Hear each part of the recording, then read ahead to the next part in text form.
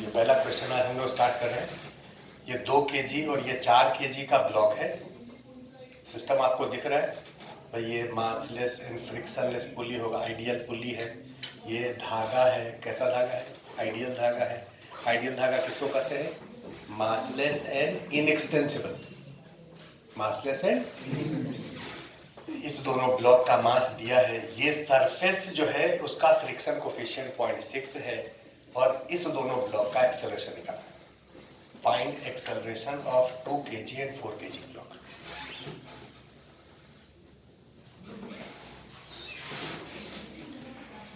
दो और 4 kg block के बीच में फ्रिक्शन कोफिशिएंट 0.5 है। ये सरफेस फ्रिक्शनलेस है। ये फोर्स 12 न्यूटन है और इस दोनों ब्लॉक का एक्सेलरेशन निकालना है। Acceleration of 2 kg block and acceleration of 4 kg block.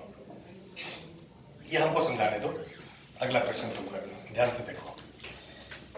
इस दोनों सरफेस के बीच में फ्रिक्शन 0.5, फ्रिक्शन कोफिशिएंट 0.5 है। अगर हम पूछें कि ये इस पर और ये इस पर फ्रिक्शन लगाएगा, इस फ्रिक्शन का मैक्सिमम वैल्यू कितना होगा? तो कहोगे सर इस सरफेस का नॉर्मल तो 20 न्यूटन के बराबर होगा। यहाँ जो नॉर्मल n लिखेंगे ये 2g के बराबर होगा। तो फ्रिक्शन का मैक्सिमम वैल्यू होगा 0.5 इंटू 2g, मतलब 10 न्यूटन। फ्रिक्शन का मैक्सिमम वैल्यू कितना होगा? 10 न्यूटन। अब ये बॉडी जब मूव करेगा, भाई फोर्स आप इसी पर लगाए हैं। अगर हम इस 2 kg ब्लॉक का एफबीडी बनाएं अलग से, ये देखो 2 kg ब्लॉक है और ये 4 kg ब्लॉक है, दोनों का एफबीडी हम अलग से बना रहे हैं। तो 2 kg ब्लॉक पर जो फोर्सेज लगेगा वो होगा नॉर्मल, इसका वेट mg, ये एक्सटर्नल फोर्स F और फ्रिक्शन फोर्स ये F। फ्रिक्शन पीछे क्यों लगेगा? क्योंकि जब फ्रिक्शन के डायरेक्शन में कहीं कंफ्यूजन होने लगे तो जिस सरफेस में फ्रिक्शन लिखना है उस सरफेस को फ्रिक्शन लेस मान लीजिए। कैसा मान लीजिए? Friction less. अगर इसमें फ्रिक्शन नहीं होता और इसको आप खींचते तो ये खिंचा जाता और ये रुका रह जाता। बोलो ना। ये अगर फ्रिक्शन लेस सरफेस होता, ये आइस का एक ब्लॉक होता, आइस का सरफेस को फ्रिक्शन लेस मान देते हैं, उसके ऊपर कोई चीज रखें और खींचे तो वो खिंचा जाएगा, आइस ब्लॉक वहीं रुका रह जाएगा। तो ये जब खिंचा जाएगा इधर, मतलब इसके सरफेस पर, अब अगर इसमें फ्रिक्शन हो जाए तो ये इसके सरफेस पर इधर की तरफ फ्रिक्शन लगाएगा, इसका मतलब फ्रिक्शन इधर लगेगा। अब इसके सरफेस पर इधर फ्रिक्शन है तो ये इस पर फ्रिक्शन किधर लगाएगा? आगे लगाएगा। ये 2 kg ब्लॉक का जब एफबीडी बनाएंगे, सॉरी 4 kg का, नीचे यहां बना रहे 4 kg ब्लॉक पर जो फोर्सेज लगेगा वो कौन कौन सा होगा? तो यहां पर 2 फोर्स, एक नॉर्मल एक फ्रिक्शन। नॉर्मल नीचे, ये इस पर नॉर्मल ऊपर लगाया था, ये इस पर नीचे लगाया था। ये इस पर फ्रिक्शन इधर लगाया है, ये इस पर फ्रिक्शन इधर लगाया है। इसका वेट 4g और एक नॉर्मल यहां पर r, इसका और इसका एफबीडी हो गया। अब उसके बाद तुम ये चेक करो, जनरली हम लोग क्वेश्चन कैसे सॉल्व कर देते हैं। सो देखो सर ये ऐसे एफबीडी हो गया, अब इस फ्रिक्शन का मैक्सिमम वैल्यू निकालिए, एफ मैक्स निकालिए 10 न्यूटन। अब उसके बाद हम पहले इसको स्लिपिंग ही मान लिए कि ये इस पर स्लिप कर रहा है, तो इसका एक्सेलरेशन मान ले a2 और इसका एक्सेलरेशन मान ले a4। ऐसा लेट कर लिए। अब इसका इक्वेशन लिख दिए, बोलो इधर की तरफ फोर्स, तो कहोगे 12 माइनस, अब जब स्लिप कर एक्सेलरेशन जब आप मान लिए तो फ्रिक्शन को तो मैक्सिमम मान लिया, तो मैक्सिमम फ्रिक्शन का वैल्यू कितना हो गया? 10। तो नेट फोर्स इधर के तरफ हो गया 12 माइनस 10 बाई 2, तो a2 कितना हो गया? 1। और इसका इक्वेशन लिखोगे तो इस पर तो जो भी फोर्स लग रहा है उसमें एक ही फोर्स केवल इधर की तरफ है और इसका वैल्यू कितना है? 10, क्योंकि मैक्सिमम आप मान लिया तो स्लिपिंग मान लिए। तो इसका होगा 10 is equal to mass into acceleration 4 into a4। a4 कितना? 2.5। नीचे वाले का एक्सेलरेशन 2.5 होगा और ऊपर वाले का एक्सेलरेशन 1 होगा। ये आंसर होगा। गलती कहां की है? आप पहले उसको स्लिपिंग मान ली, फ्रिक्शन को आप मैक्सिमम मान ली, कैसे मान लें कि जो है सब मैक्सिमम है? हम तो उसी को मानेंगे जो सबसे ज्यादा क्वेश्चन सॉल्व किया है, वही मैक्सिमम है। जो कम किया है वो कम है। सबको बराबर हम कैसे मान सकते हैं? आप जब कोई बॉडी जो है, कोई बॉडी एक दूसरे पर रुका हुआ है, स्टेशनरी है, तो इसके बीच में स्लिपिंग नहीं हो रहा है, तो आगे तुरंत स्लिपिंग हो जाएगा, ये आप ऐसा लेट कर लिए, ये गलत है। क्योंकि स्लिपिंग मान लिए, इसका मतलब कि फ्रिक्शन को आप मैक्सिमम मान लिए, जबकि फ्रिक्शन मैक्सिमम से कम भी हो सकता है, क्योंकि फ्रिक्शन के साथ ही कंडीशन है कि उसका वैल्यू मैक्सिमम या उससे कम हो सकता है। अब ये क्यों नहीं हो सकता, पहले इसको जरा चेक कर लो, ये सोच करके देखो ये गलत क्यों है। जैसे कोई दो बॉडी है, ये वाला कॉपी लीजिए अपना, ये हमारे हाथ को आप टेबल मान लीजिए, ये टेबल का सरफेस है और इसके ऊपर एक ब्लॉक रखा है 4 kg का और ये रखा है 2 kg का। ठीक, अब हम इस वाले को अगर खींचें, इस वाले को अगर हम खींचें तो नीचे वाला ब्लॉक ज्यादा तेजी से मूव करने लगे और ये ब्लॉक धीरे धीरे मूव करे। क्या ऐसा हो सकता है?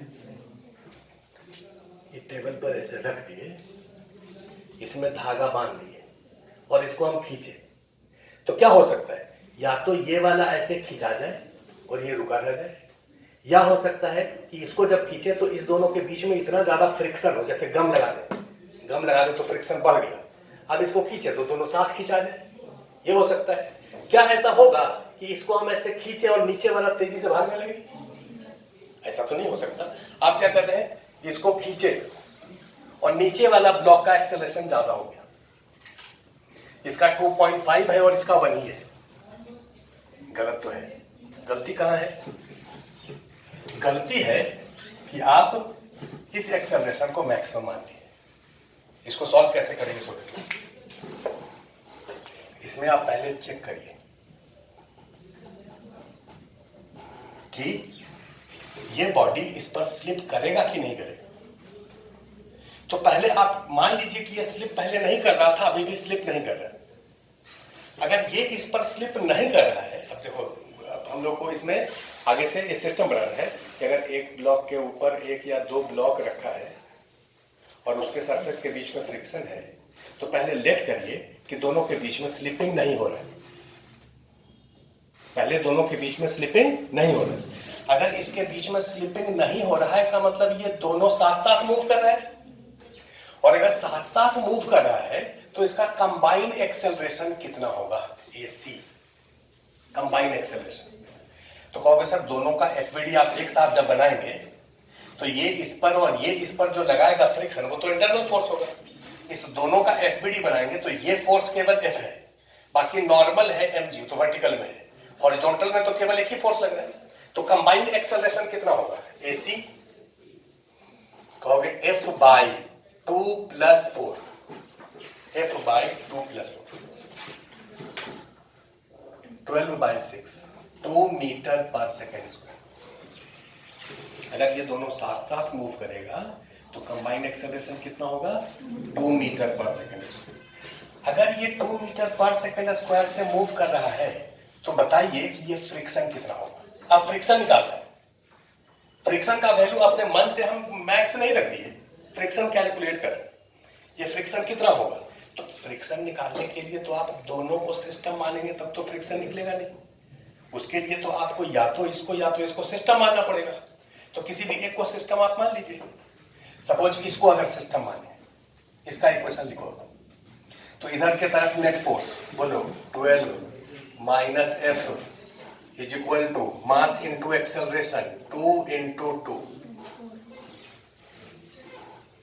F कितना हो गया? 8। ये जो फ्रिक्शन है ये मैक्सिमम से कम है, ये फ्रिक्शन मैक्सिमम से कम है। फ्रिक्शन जो आया लेस देन F मैक्स। इसका मतलब कि इस दोनों के बीच में फ्रिक्शन मैक्सिमम से कम है का मतलब उस दोनों के बीच में रिलेटिव मोशन नहीं होगा, दोनों साथ साथ मूव करेंगे। जो आप कैलकुलेट किए हैं आंसर वही हो जाएगा।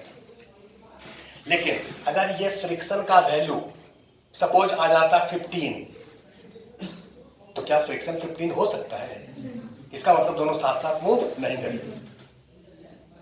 ऐसे ही चेक करते हैं कि फ्रिक्शन का वैल्यू आप कैलकुलेट करिए, वो अगर मैक्सिमम से कम है मतलब आप जो लेट किए हैं कि स्लिपिंग नहीं होगा, इसका मतलब सही है, और ज्यादा आ जाता मतलब स्लिपिंग होगा। तो आंसर होगा कि दोनों साथ साथ मूव करेगा और इसका एक्सेलरेशन होगा 2 मीटर पर सेकेंड। इसको लिखिए। इस वाले फोर्स को क्वेश्चन में थोड़ा सा चेंज कर दिए, मतलब ये जो क्वेश्चन था उसका फर्स्ट पार्ट में था F का वैल्यू 12 न्यूटन है और सेकेंड पार्ट में है F का वैल्यू 16 न्यूटन है। अगर इस वाले फोर्स का वैल्यू 16 न्यूटन रहे, और फिर से सवाल वही है कि इस ब्लॉक का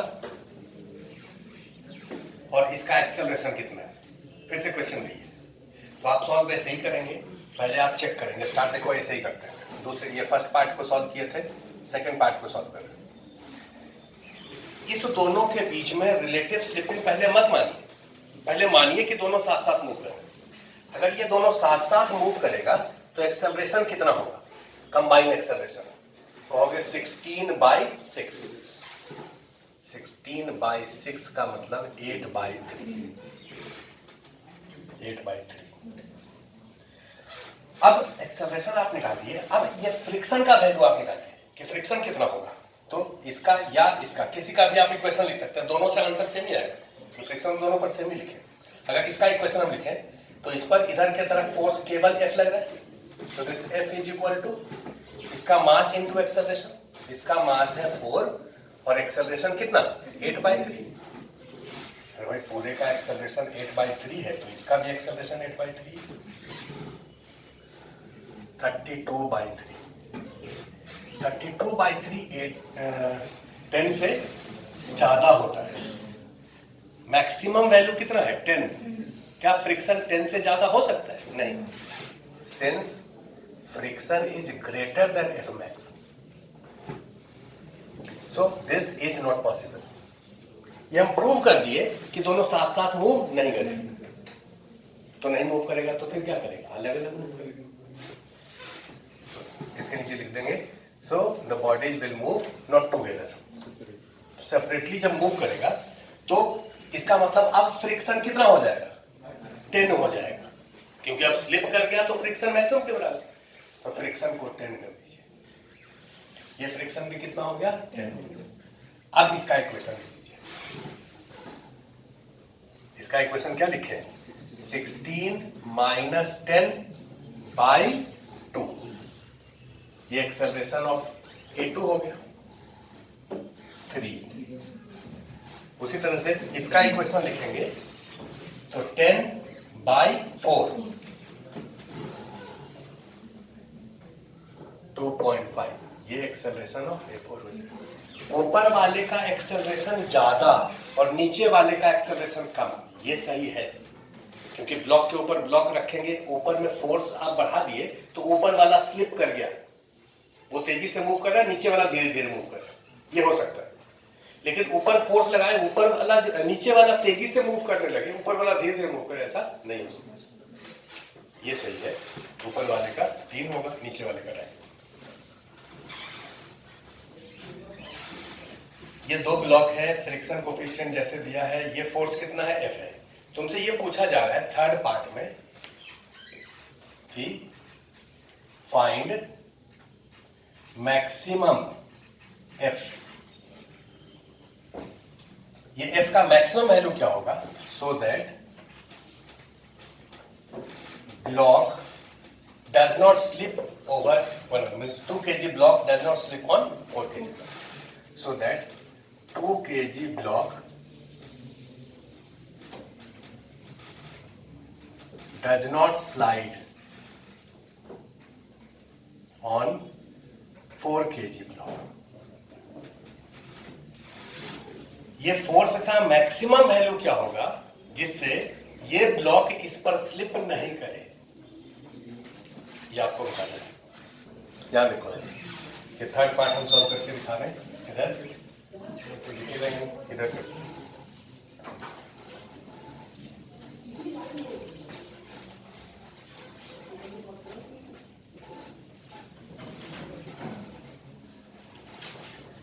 थर्ड पार्ट जरा ध्यान से समझो। इस वाले फोर्स को आप लगाए और इसका मैक्सिमम वैल्यू बताना है जिससे कि ये इस पर स्लिप नहीं करे, मैक्सिमम वैल्यू। अगर इसका वैल्यू 10 रखेंगे, सॉरी 12 रखे थे तो स्लिप नहीं किया था। 12 रखे थे, अभी पहला पार्ट में क्या रखे थे 12, तो ये इस पर स्लिप नहीं किया था ना। 12 रखे थे तो स्लिप नहीं किया था, 16 रखे थे तो स्लिप कर गया। तो कोई तो उस दोनों के बीच में वैल्यू होगा जिस पर कि जो कि रखेंगे तो ये स्लिप नहीं करे। ये इस पर स्लिप नहीं करे, उसका क्या कंडीशन होगा? 2 kg will not slide on 4 kg। इसका क्या कंडीशन होगा? कि उस दोनों के बीच में फ्रिक्शन स्टैटिक हो। कोई एक बॉडी किसी दूसरे बॉडी पर स्लिप नहीं करे, इसका क्या कंडीशन होगा? कि फ्रिक्शन स्टैटिक हो। अगर स्लिप कर जाए तो फ्रिक्शन क्या हो जाएगा? काइनेटिक हो जाएगा। तो स्लिप कहीं पर भी आगे, कहीं भी क्वेश्चन पूरे फिजिक्स में हम लोग पढ़ेंगे और एक बॉडी दूसरे पर स्लिप नहीं कर रहा है, इसका मतलब कि जो फ्रिक्शन लगेगा ये लेस देन एफ मैक्स होगा। नहीं स्लिप करने का कंडीशन है कि दोनों के बीच में जो फ्रिक्शन है वो मैक्सिमम से क्या होना चाहिए? कम होना चाहिए। ये इस पर स्लिप नहीं कर रहा है तो पहले फ्रिक्शन निकाल लो कितना होगा। तो कौन सा फ्रिक्शन निकालने का तो तरीका है कि स्लिप नहीं कर रहा है तो पहले एक्सेलरेशन निकाल लीजिए। एक्सेलरेशन कितना होगा इसका? तो कहोगे F/6। F/6। अब फ्रिक्शन सर निकाल लेते हैं। ये देखिए वीडियो आपके सामने बना हुआ है, ये फ्रिक्शन निकाल लेते हैं। इसका एक्सेलरेशन आपको पता है, पूरे का एक्सेलरेशन अगर F/6 है तो इसका भी F/6। तो ये फ्रिक्शन कितना होगा? F = mass into acceleration. Mass है 4 इंटू F/6। ये फ्रिक्शन का वैल्यू होगा मास इंटू एक्सेलरेशन। तो मास इंटू एक्सेलरेशन हो गया 2F/3। फ्रिक्शन का वैल्यू हो गया 2F/3। ये दोनों स्लिप नहीं कर रहा है और फ्रिक्शन कितना हो गया? ये फ्रिक्शन है 2F/3। This is less than F max कितना है? F मैक्स का वैल्यू कितना है? 10। ये निकाल चुके हैं म्यू इंटू एन, एन का वैल्यू 20। तो F लेस देन 30/2 15। अगर इस F का वैल्यू 15 से कम है तो स्लिपिंग नहीं होगी। अगर इस F का वैल्यू 15 से कम है तो ये इसके ऊपर स्लिप नहीं करेगा क्योंकि फ्रिक्शन मैक्सिमम से कम होगा। तो 15 से, जैसे 12 वाले में स्लिप नहीं किया था क्योंकि 15 से कम था। 10 लगाओगे, 8 लगाओगे, 5 3 2 कुछ भी लगाओगे, स्लिप नहीं करेगा। 15 लगाओगे तो just on the verge of slipping होगा, क्योंकि 15 लगाओगे तो फ्रिक्शन का वैल्यू निकालोगे वो 10 आ जाएगा। तो 10 है का मतलब just on the verge of slipping. F का वैल्यू 15 से जब तक कम रहेगा तब तक स्लिपिंग क्या होगा? नहीं होगा। इसका मतलब F का मैक्सिमम वैल्यू कितना होना चाहिए? 15 के बराबर। ये बात समझ आया? तुम लोगों में से कुछ जो है वो मैथमेटिशियन जो होगा कहेगा सर F लेस देन 15 है तो मैक्सिमम वैल्यू 15 कैसे हो गया? लो यार तुम्हारे लिए लेस देन 15 है ना, तो हो सकता है 14.23 लिख देते हैं। इतना तो हो सकता है, ये तो 15 से कम है। F का मैक्सिमम वैल्यू, ये आंसर लिख दो और इसको अप्रॉक्सीमेटली हम 15 कर दें तो क्या गलत कर दोगे? तो आंसर इसलिए 15 लिखे। F का मैक्सिमम वैल्यू 15 होगा। फिजिक्स में जब लेस देन आता है तो मैक्सिमम उसी के बराबर कर देते हैं। अब अगर 15 से ज्यादा करेंगे तब क्या होगा? तब स्लिपिंग हो जाएगा, क्योंकि जैसे ही इसको 15 से ज्यादा करेंगे तो ये 10 से ज्यादा हो जाएगा और 10 से ज्यादा तो हो नहीं सकता। इसका मतलब स्लिप कर जाएगा।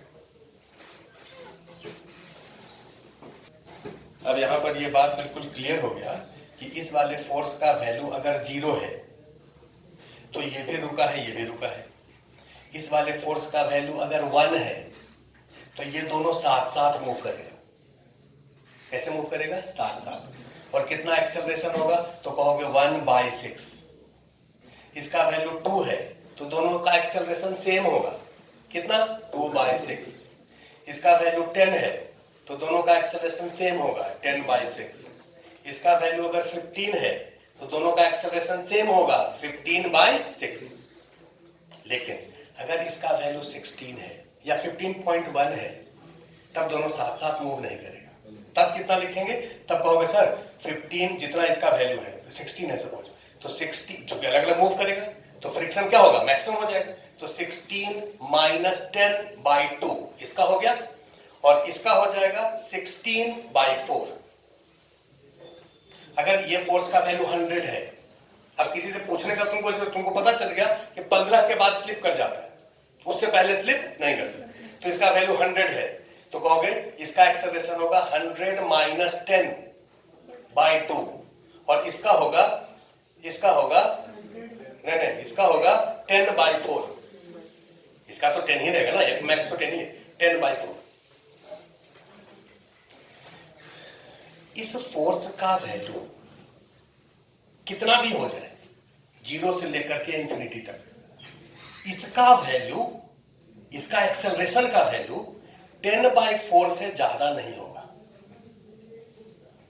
ये जो नीचे वाला ब्लॉक है ये इधर चल रहा है इसी फ्रिक्शन के कारण। अगर इस सरफेस में फ्रिक्शन नहीं होता तो ये नीचे वाला ब्लॉक नहीं चलता। अगर यहां फ्रिक्शन नहीं होता तो ये ब्लॉक नहीं चलता, क्योंकि फ्रिक्शन को आप 0 कहते हैं। तब इस पर ये तीनों वर्टिकल फोर्स लग रहा है जो बैलेंस है, हॉरिजॉन्टल में कोई फोर्स नहीं है, इसलिए बॉडी नहीं चलता। ये बॉडी इधर चल रहा है किसके कारण? फ्रिक्शन के कारण। और फ्रिक्शन का मैक्सिमम वैल्यू कितना है? 10।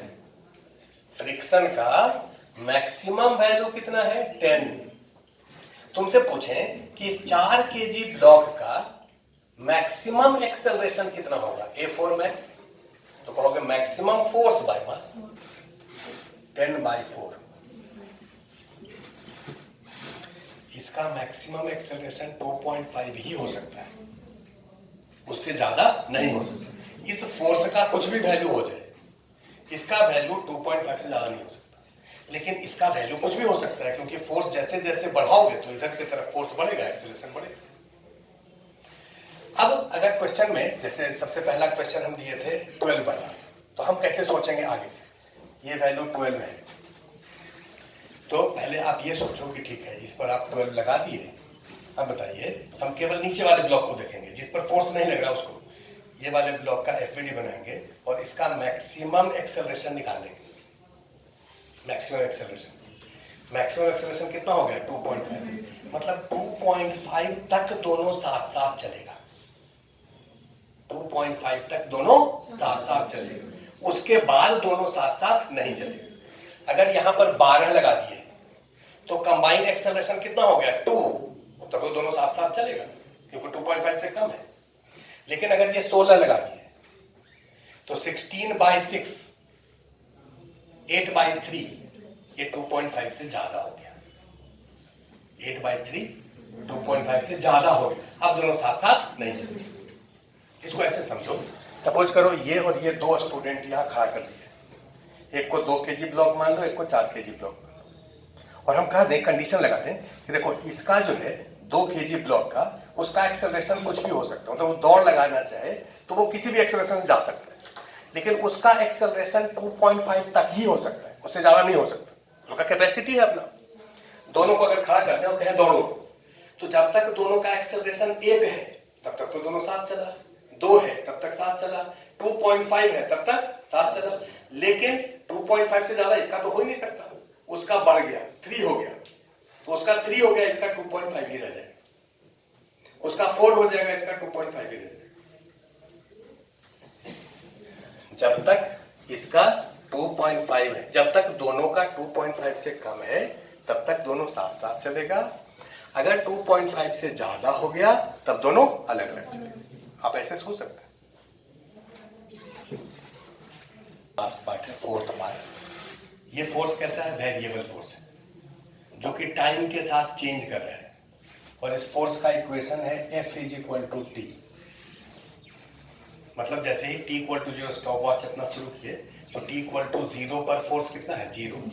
1 सेकेंड के बाद 1, 2 सेकेंड के बाद 2, 3, 4, 5, 6 और स्टेप में ही नहीं बढ़ रहा है, सेकेंड तो फ्रैक्शन में बढ़ता है, तो 1.1, 1.2, 1. इस तरह से ये बढ़ रहा है continuous. F is equal to T है, मतलब फोर्स धीरे धीरे बढ़ रहा है।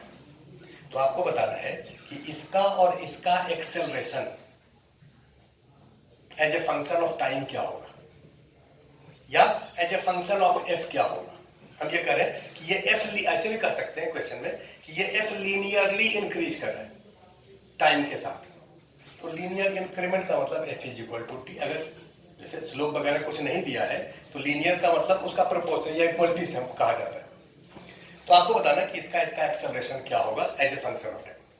क्वेश्चन के फोर्थ पार्ट लिखो, if external force F is equal to T,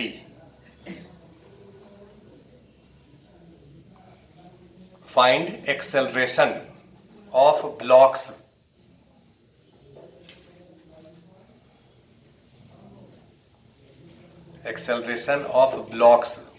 as a function of time।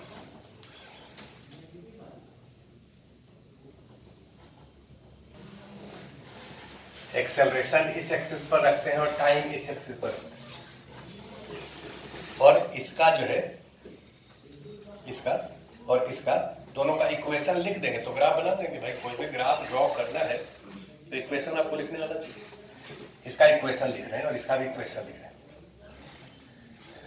ये आप देख लो कि ये ब्लॉक इसके ऊपर स्लिप कितने सेकेंड के बाद करेगा? 15 सेकेंड के बाद, क्योंकि t का वैल्यू जब 15 है तब स्लिपिंग स्टार्ट हुआ है, मतलब t इक्वल टू 15 सेकेंड में लिखिए। 15 सेकेंड से पहले, 15 सेकेंड से पहले ये दोनों साथ साथ मूव करेगा और 15 सेकेंड के बाद दोनों अलग अलग मूव करेगा। तो 15 सेकेंड से पहले इसका एक्सेलरेशन सेम होगा, कितना होगा? तो कहोगे acceleration of 2 equal to acceleration of 4 equal to f/6। बोलो ना, और f के जगह t लिख दो तो t/6। ये इक्वेशन हो गया। ये स्ट्रेट लाइन का इक्वेशन है, ग्राफ तुम लोग स्ट्रेट लाइन पढ़ लियो।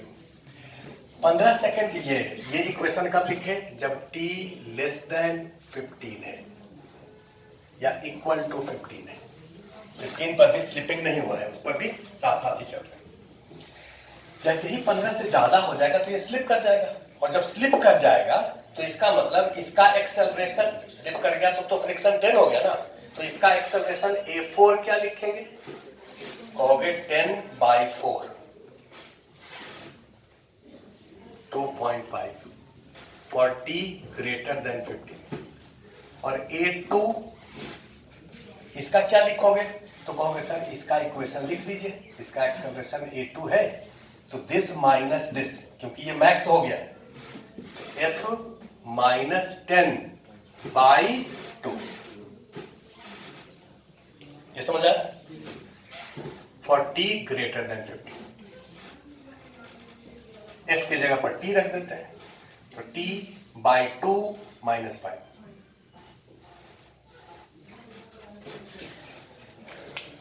पंद्रह सेकेंड से ज्यादा के लिए ये और कम के लिए ये वाला ग्राफ जो एक्सेलरेशन का है, एक्सेलरेशन 1/6t, तो ये स्ट्रेट लाइन का इक्वेशन है a और t में, जो कि कहां से पास हो रहा है? ओरिजिन से, जिसका स्लोप कितना है? 1/6।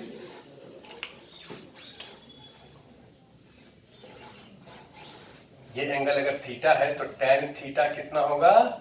1/6 यहां तक। और इस पॉइंट पर एक्सेलरेशन कितना होगा? 2.5। 15 पर एक्सेलरेशन कितना होगा? साथ साथ मूव कर, ये 15 कर दें, साथ साथ मूव कर, 15/6 कितना? 2.5। 2.5 तक वो दोनों साथ साथ मूव करेंगे। उसके बाद क्या होगा? ये जो भाई साहब है नीचे वाला, वो उसके बाद और नहीं बढ़ सकता है, तो ये कांस्टेंट हो गया। ये a4 का ग्राफ है, इनिशियल डायरेक्शन ये था, ये थीटा था, ये भी थीटा था। और a2 का ग्राफ ये t/2 - 5। ये स्ट्रेट लाइन ड्रॉ करना जानते हो? स्लोप कितना होगा 1/2। इससे स्लोप ज्यादा कि कम? ज्यादा। ज्यादा का मतलब ऐसे। और बाई इंटरसेप्ट क्या है? नेगेटिव। इसको जब पीछे प्रोड्यूस करेंगे तो कहां कट करेगा? -5 पर। इसको जब पीछे प्रोड्यूस करेंगे, ऐसे करके नहीं दिखा रहे हैं, अंडरस्टूड है, स्ट्रेट लाइन आप लोग जानते हैं, तो यहां पर कट करेगा। ये कितना होगा? -5। ये वाला एंगल अगर हम इसको θ1 मान लेते हैं, इसको θ2 मान लें, तो tan θ2 होगा 1/2।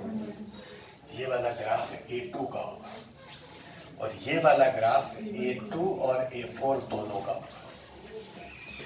ये जो 4 kg वाला ब्लॉक है वो पहले ऐसे तक तो साथ जाएगा, उसके बाद कांस्टेंट हो जाएगा। और 2 kg वाला ब्लॉक यहां तक साथ जाएगा, उसके बाद तेजी से बढ़ने लगेगा। उसके बाद तेजी से बढ़, स्लोप बढ़ गया ना, तो इंक्रीज करने का रेट बढ़ जाएगा, तेजी से बढ़ने लगेगा। ये तुम्हारे पैकेज में कोई ना कोई क्वेश्चन होगा, देख करके अब डायग्राम ग्राफ तुम डायरेक्ट टिक कर सकते हो अगर बात को समझ गए हो तो। ये हमेशा सब केस में होगा। ये M1 M2 के टर्म में भी लिखे तो ऐसा ही ग्राफ आएगा, क्योंकि जब तक ये साथ साथ चल रहा था तब इसके चलने में ये थोड़ा बाधा। भाई तुम दोनों दोस्त हो, तुम ये पढ़ने में बहुत तेज है, ये थोड़ा सा ढीला है, तो दोनों शुरू में क्या करेगा कि साथ साथ चलाने का कोशिश करेगा। भैया तुम भी पढ़ लो, तुम भी जरा सा मेहनत कराएगा, उसको मेहनत कराएगा तो उसके लिए तो इसको कुछ दिक्कत होगा ना जी, इसका टाइम वेस्ट होगा ना, तो इसको जितना एक्सेलरेशन होना चाहिए था कम हो जाएगा ना।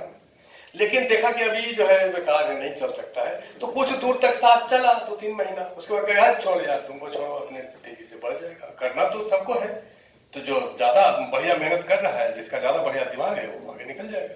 तो पहले तक तो इसको साथ चलाने के चक्कर में ये भी बेचारा थोड़ा धीरे हो रहा था, 2.5 तक दोनों साथ साथ चला, लेकिन उसके बाद जो है वो कहा कि अब इसको छोड़ दिया, वो अपना धीरे धीरे मध्यम गति से चलता रहा वैसे ही, और उसका जो एक्सेलरेशन बढ़ गया, वो तेज हो गया उससे। तो डायग्राम ड्रॉ करो। ये क्वेश्चन आपके लिए है, find F max for no relative sliding. ये दोनों एक दूसरे पर स्लिप नहीं करे, इसके लिए मैक्सिमम एफ कितना होगा। तो ये दोनों ब्लॉक है और फोर्स यहां लगा रहे हैं और निकालना है find F max for no relative sliding. Question भी है। सबसे पहले एफ मैक्स हम लिख लिए। एफ मैक्स इस सरफेस में तो म्यू इंटू एन होगा और इस सरफेस का नॉर्मल 30 के बराबर ही होगा, तो एफ मैक्स का वैल्यू तो सेम होगा 6 न्यूटन। अब इस 3 kg का एफबीडी बनाओ और 6 kg का एफबीडी। 3 kg के एफबीडी में कौन कौन सा फोर्स? कहोगे सर नॉर्मल ऊपर, mg नीचे और फ्रिक्शन आगे कि पीछे? हाँ, तो यही समझना, यही समझाने के लिए एक्सपेरिमेंट किए थे। फ्रिक्शन आगे। अगर स्लिप करेगा तो फ्रिक्शन मैक्स होगा और स्लिप नहीं करेगा तो फ्रिक्शन होगा, स्टैटिक होगा। तुमको सर अगर वैसा एक्सपेरिमेंट करने का मौका एग्जाम में नहीं मिले तो क्या करेंगे? बोले तब सरफेस को फ्रिक्शन लेस मान लो, इमेजिन करो, इमेजिन करके देखो, अगर ये सरफेस फ्रिक्शन लेस होता और इसको खींचते तो ये वाला ब्लॉक यहीं पर नीचे गिर जाता, क्योंकि ये वाला ब्लॉक इस सरफेस फ्रिक्शन लेस है, तो इस वाले पर तो फ्रिक्शन लगना बंद हो गया, फ्रिक्शन लेस है तो इस पर तो दो ही फोर्स लगा, एन और एम जी। तो क्या ये इधर चलेगा? ये वाला जो ब्लॉक है, ये वाला ब्लॉक इधर चलेगा, क्योंकि अगर फ्रिक्शन नहीं भी है तो ये वाला फोर्स एफ लग रहा है, बाकी यहां नॉर्मल लग रहा है, यहां नॉर्मल लग रहा है, यहां और यहां नॉर्मल लगेगा। यहां तो फ्रिक्शन नहीं है, यहां भी फ्रिक्शन नहीं है, तो ये दोनों नॉर्मल लिख दिए, आर और एन। तो ये वाला ब्लॉक तो आगे चलेगा क्योंकि फोर्स लग रहा है। इसका मतलब कि अगर सरफेस फ्रिक्शनलेस है तो ये बॉडी रुका रहेगा और ये बॉडी आगे चलेगा। तो रिलेटिव स्लिपिंग कैसा हो रहा है कि भाई ऊपर वाला जो बॉडी है वो रुका हुआ है और ये नीचे वाला बॉडी आगे जा रहा है, तो स्लिपिंग क्या करेगा? जो आगे जा रहा है उसको पीछे खींचेगा और जो नहीं जा रहा है उसको चलाएगा। ये तो फ्रिक्शन का काम है, रिलेटिव मोशन को अपोज करना। फ्रिक्शन का काम क्या है? मोशन को अपोज करना नहीं, रिलेटिव स्लिपिंग को अपोज करना। रिलेटिव स्लिपिंग क्या है कि अगर फ्रिक्शन लेस है तो ये भाई साहब इधर जा रहे थे और ये रुके हुए थे, तो फ्रिक्शन क्या करेगा, इस भाई साहब को रोकेगा और इसको कहेगा तुम चलो, इसको चलाएगा और इसको रोकेगा। तो फ्रिक्शन इसमें है तो इस पर फ्रिक्शन आगे लगेगा और इस पर पीछे लगेगा। तुम अगर कभी कंफ्यूजन से ऐसा हो जाता है शुरू में फ्रिक्शन में कि सर फ्रिक्शन तो मोशन को अपोज करता है, बोले कदापि नहीं। ये जो बॉडी है ये बॉडी इधर चलेगा कैसे, फ्रिक्शन के कारण ही चलेगा। अगर फ्रिक्शन नहीं रहता इसमें तो क्या ये बॉडी इधर मूव कर जाता, तो इसके मोशन को तो वो सपोर्ट कर रहे हैं और इसके मोशन को अपोज कर रहे हैं। वो मोशन को अपोज नहीं करता है, वो रिलेटिव स्लिपिंग को अपोज करता है। हम लोग चलते हैं तो फ्रिक्शन किधर लगता है, आगे लगता है, तो हमारे मोशन को तो वो सपोर्ट कर रहे हैं। हम चलते हैं तो फ्रिक्शन किधर लगता है, पक्का, हमेशा हमेशा। कार चलता है तो फ्रिक्शन किधर लगता है, पीछे, तो चलता आगे कैसे है। एक मिनट एक करके, कार पर, अच्छा चुप रहो, तो चुप रहो। फ्रिक्शन जो है हम लोग चलते हैं तो आगे भी लगता है, पीछे भी लगता है, नहीं भी लगता है। अगर हम लोग एक्सेलरेट करें, एक्सेलरेट मतलब समझते हो, हम अगर दौड़ रहे हैं और हमारा वेलोसिटी बढ़ रहा है तो कहते हैं एक्सेलरेट कर रहे हैं, तब फ्रिक्शन आगे लगता है। लेकिन हम लोग दौड़ते दौड़ते कभी रुकते भी तो हैं कि एक बार दौड़ते हैं तो दौड़ते ही रहते हैं। जब रुकना, जैसे हमारा वेलोसिटी 50 किलोमीटर पर आवर है और हम चाह रहे हैं अब रुकना, तो 50 से हो गया 40, 30, 20, 0, तो घटने लगा। जब हमारा वेलोसिटी घट रहा है उस समय फ्रिक्शन पीछे लगेगा, तो वही तो घटा रहा है। हम अगर किसी सरफेस पर चलते हैं तो फ्रिक्शन ही फोर्स रिस्पॉन्सिबल हमारे मोशन के लिए। सरफेस अगर फ्रिक्शन लेस रहे, हम रुके हैं तो हम चल नहीं सकते, या हम चल रहे हैं तो हम रुक नहीं सकते। अगर फ्रिक्शन लेस सरफेस पर पूरा बर्फ है और उस पर तुमको बिठा करके इसे ठेल दे तो वैसे ही चलते रहोगे, अपने से कैसे रुक जाओगे, नहीं रुक सकते क्योंकि फ्रिक्शन नहीं है। तो अगर फ्रिक्शन वाले मैदान में तुम दौड़ रहे हो तो जब दौड़ना वेलोसिटी तुम्हारा बढ़ रहा है मतलब फ्रिक्शन आगे लग रहा है, और वेलोसिटी घट रहा है तो फ्रिक्शन पीछे लग रहा है, और अगर कांस्टेंट वेलोसिटी से चल रहे हो तो फ्रिक्शन नहीं लग रहा। वही कार में भी है, जितना व्हीकल है उस सब में एक्सेलरेटर के साथ ब्रेक भी होता है। एक्सेलरेटर देते हैं तो उस पर फ्रिक्शन आगे लगता है और ब्रेक लगाते हैं तो उस पर फ्रिक्शन पीछे लगता है।